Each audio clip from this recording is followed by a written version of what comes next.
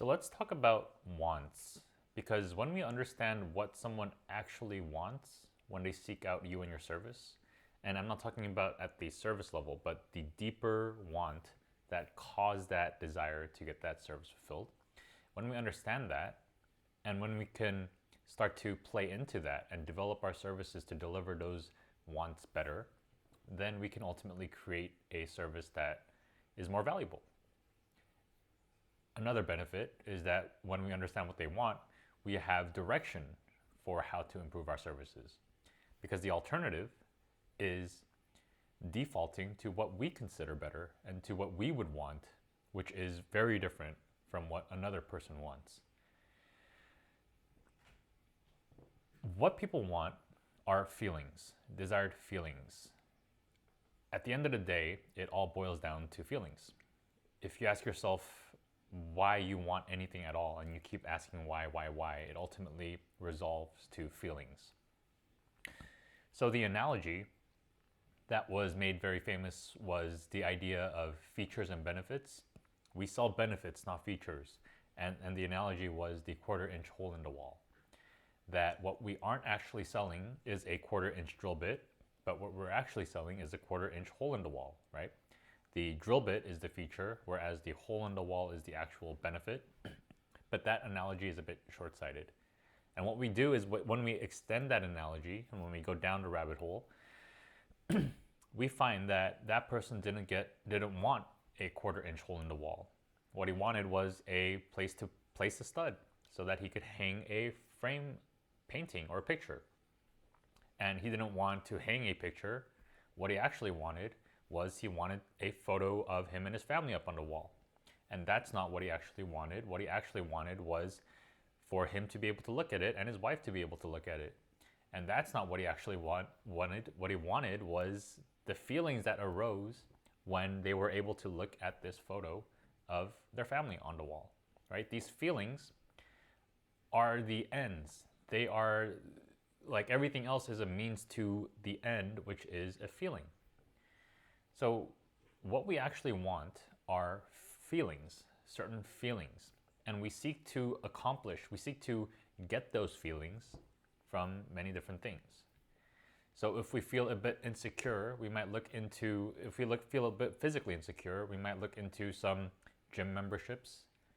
If we feel maybe we are lacking in belonging, we might seek out more community activities.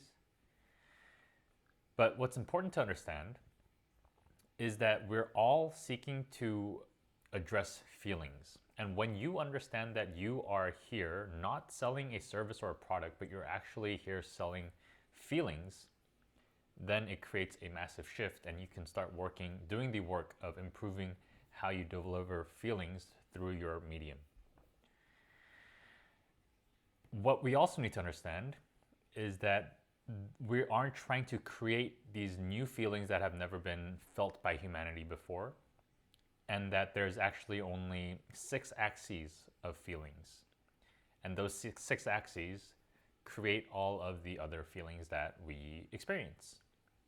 And if you want to know what those exact 6 are, it escapes me right now, but it's things like belonging, things like control, things like safety, relief, and these feelings make up everything else. If you want to see those exact 6, I've made a video on it somewhere and it's also in my course. When we identify the desired feelings that they want, we're able to charge more. Why does Rolex cost tens of thousands of dollars? Why do people insure it? Why do people get it for milestones and celebrations? Whereas a smartwatch functionally performs better. It does the job better. It tells time better. It is more accurate. It adjusts automatically to daylight savings. Sure, you can argue that it's material, but there's a lot of things that are made of cheaper material that are more expensive. And ultimately, what we realize that it comes down to the feelings that we get, the feelings of status, the feelings of pride, the feelings of lack of security, more secureness in status, all these things. that Rolex delivers. And to deliver these feelings better is not, this is the creative part. This is the art aspect of marketing. That there is no playbook to creating these feelings. And I think this trips people up a lot too. When we've been taught for so long academically to follow a set of rules, and that you pass and you get an A when you follow the rules even better than the other person, it creates a situation where we engage in business in the same way. And as a result, we're always looking to follow the leader, to follow the beaten path, to look for instructions, ask for advice on how to do things, which is all in all great. But there comes a point where we have to push the boundaries, where we have to play at the edges, and we have to push what is considered normal. And to do that, to work on these desired feelings in a way that no one else has done before, is an art. There is no way to, there is no rule that says this is how it must be done. And the best ways that I found when it comes to approaching this is looking at other industries. How are other people doing it? And improving on it, right? It's not to say that we have to create something totally new, that what we can do is iterate, that we can take what's worked before and improve on it, right? And that itself is a process of creation.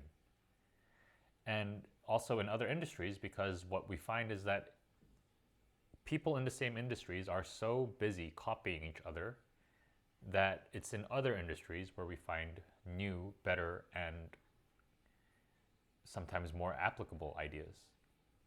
It's also respecting the idea that people with more resources, more time, more energy, more dedication, more commitment have come before us, and they've done greater things than we have, and we can learn from that. So another paradox where you have to stop following the rules, or stop following the beaten path, but also at the same time learn from the beaten path, learn from the rules, and use that to innovate into something new. So to recap this video, when you address what people actually want, the deeper desires, and not just the surface level stuff, what you can do is you can create more value, you can charge more, you can be more indispensable, you can be more irreplaceable, and all these benefits. So it benefits you to do that, to deliver more of what people want. That's pretty obvious. What we find is that what people want are feelings, desired feelings.